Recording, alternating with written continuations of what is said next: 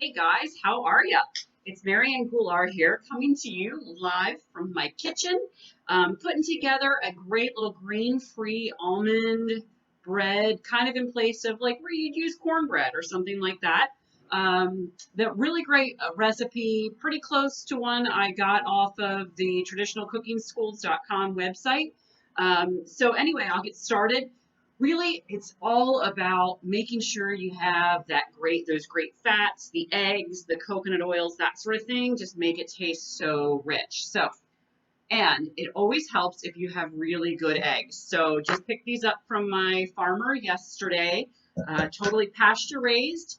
If you've not had fresh pastured eggs, if you're only buying the stuff at the store, even if it's organic, it's just not the same. The fresh pasture raised eggs, they have such a better taste. I don't know how well you can see this, if I can get through the camera, but the yolks are going to be a super, super bright orange color. Um, that means that those chickens have been healthy. They've been feeding on all sorts of wonderful grass. This year, right now, in Pennsylvania, we've had so much rain, the grass is going crazy. And our farmer keeps everything on pasture, rotates the chickens. So really know it's full of lots of great nutrients. So I'm going to take these eggs, I'm just going to beat them up a little bit here so that we have a nice uniform consistency, no big chunks of yolk. And then we're going to add in some apple cider vinegar. Adding the cider vinegar, once we get to the dry ingredients, we're going to be putting in some baking soda and stuff.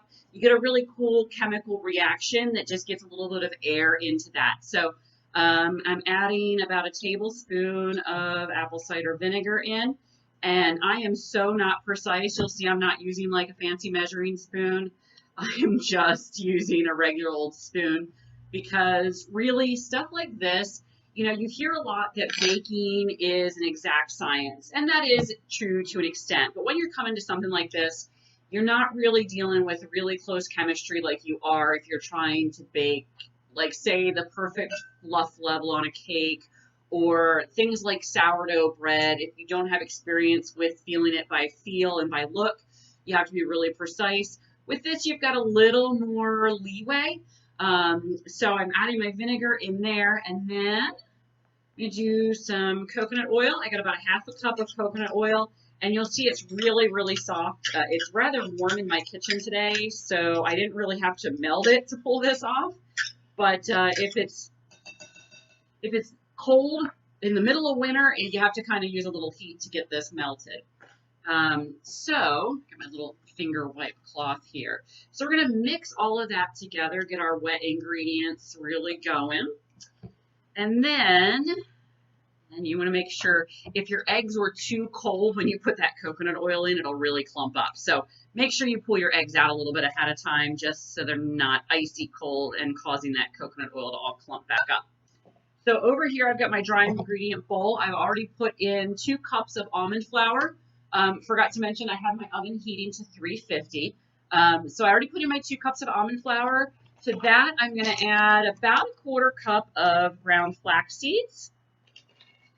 And then I'm going to come over here and I've got a half a teaspoon of baking soda and about a teaspoon of salt. You can adjust the salt according to your taste. I personally like a little more salt in something like this. This would be a great opportunity if you wanted to add in any other flavors. If you want to make it a little smoky, add some paprika. You want to make it spicy, you can always throw in some jalapenos. I'm keeping it pretty straight up today because I want this I love this with eggs for breakfast. Just lather some butter on here, have it with eggs. I'm not a big grain person.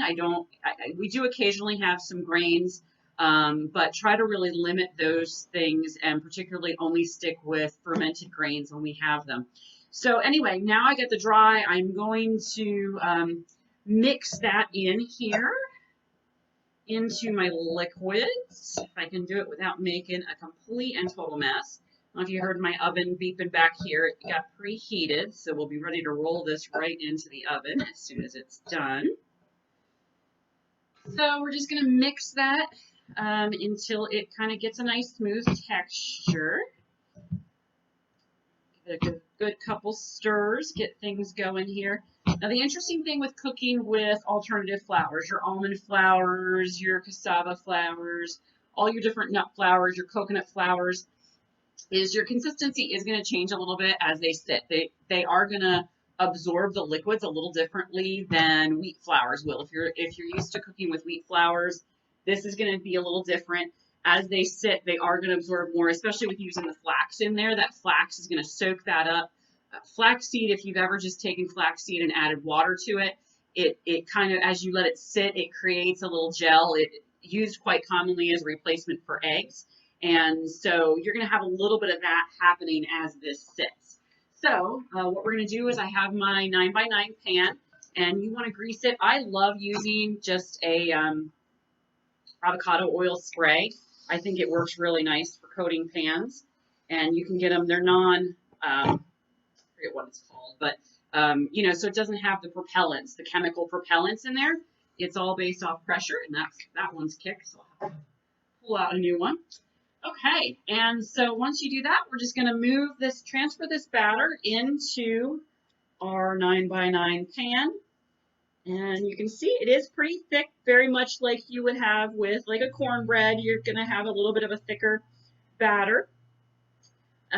You don't need as much, you know, with a cornbread is probably going to be a little wetter than this because of the way baking with a wheat flour works. But with this, it's pretty much going to stay a similar consistency, and the good fats in here are going to keep your moisture.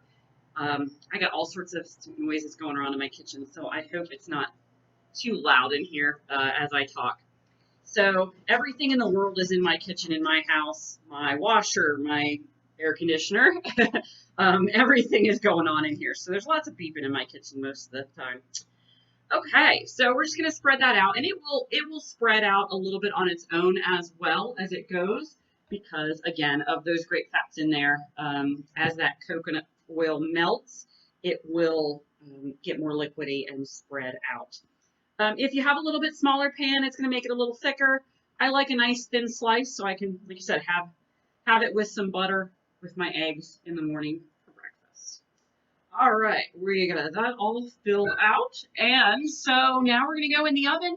We're gonna bake this for about a half hour, and we'll be back. Hey guys, we're back. The almond bread is just about finished. It's got about 30 more seconds left on the timer. I just took a look. It's getting a nice golden brown crust on top.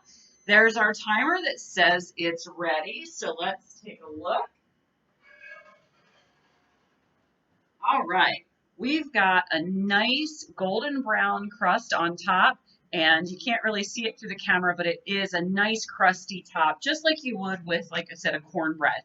All the little bubbles is from our coconut oil, so this lets you know it's a great source of the good quality fats in that coconut oil. If you don't use coconut oil, kind of like I mentioned, let's turn that off so we're not wasting energy. Kind of like I mentioned with the eggs, if you're not doing pastured eggs, you'll be amazed how much better they taste than what you'll get at the store. If you're not using coconut oil, you've got to give it a try. It is a great substitute in all sorts of baked goods, in your cooking, in so many things. It's one of the primary fats that I use. If you're familiar at all with the ketogenic approach to things, anything in the keto diet is really key on the MCT oil. MCT oil is it helps your body naturally make ketones. So, you know, the keto diet has been a big trend, and there's a lot of value there for people depending on your situation. But that MCT oil is really good for you. It's very nourishing. It's really good for your body. It supercharges some key digestive and energy parts of your body, and I am not good with all the science, but I can tell you it's good for you. Do your research for yourself, figure out what works for you. I'm a big proponent of listening to your body and seeing what works for you.